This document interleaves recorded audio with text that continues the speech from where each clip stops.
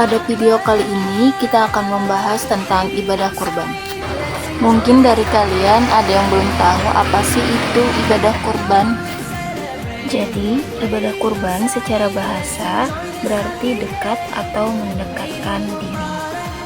Sedangkan secara istilah, kurban adalah penyembelihan hewan ternak tertentu pada hari raya Idul Adha dan hari-hari tasyrik, yaitu tanggal 11, 12, 13 Zulhijjah, dengan tujuan untuk mendekatkan diri kepada Allah Subhanahu wa Ta'ala. Apakah ada dalil tentang perintah untuk berkurban? Dalil tentang perintah untuk berkurban terdapat dalam Quran Surah Al-Kautsar ayat 2. Fasholli lirabbika wanhar. Artinya, maka laksanakanlah salat karena Tuhanmu dan berkurbanlah. Apa saja hewan yang boleh dikurbankan? Ada beberapa hewan tertentu yang boleh dikurbankan. Di antaranya yaitu yang pertama, unta minimal usia 5 tahun.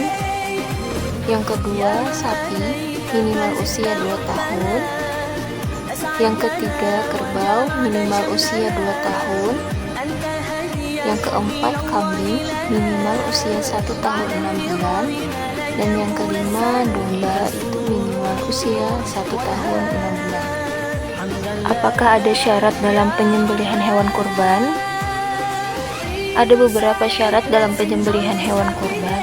Di antaranya yaitu yang pertama, perbuatan tersebut disengaja dengan niat untuk menyembelih hewan tersebut.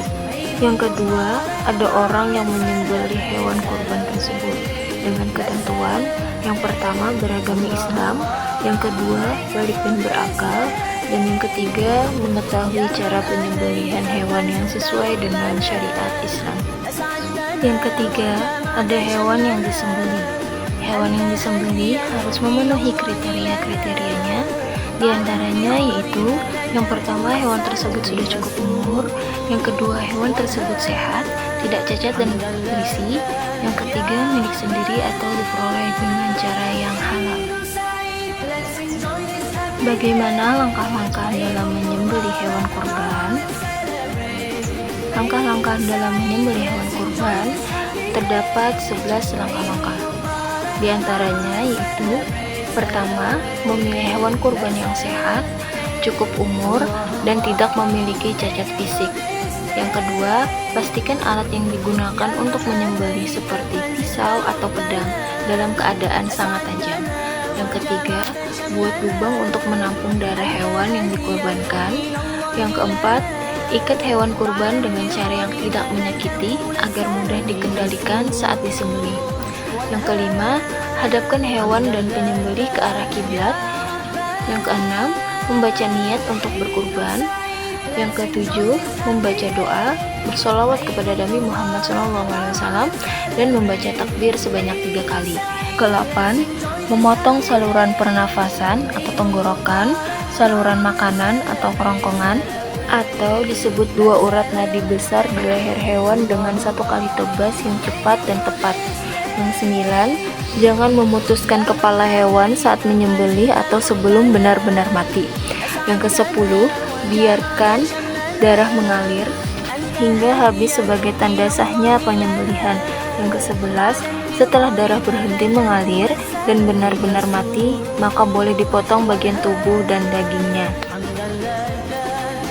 Kemudian, perhatikan gambar urat sesembelihan. Di sana ada 4.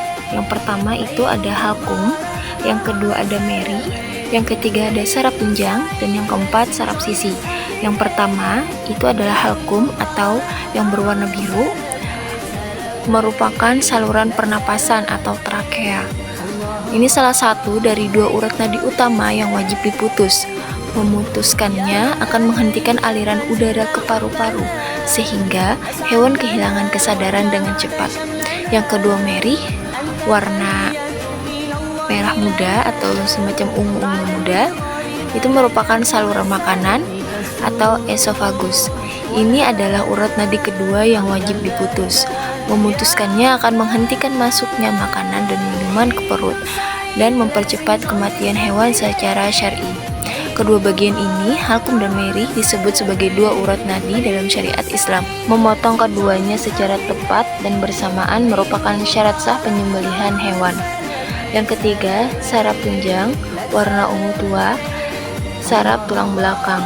Tidak wajib dipotong jika diputus, bisa mempercepat kematian, tetapi juga dapat menghambat keluarnya darah. Ulama berbeda pendapat mengenai hal ini. Yang keempat, saraf sisi, warna oranye, saraf pendukung di sekitar leher bagian samping. Tidak wajib dipotong dan hanya bagian dari jaringan pendukung.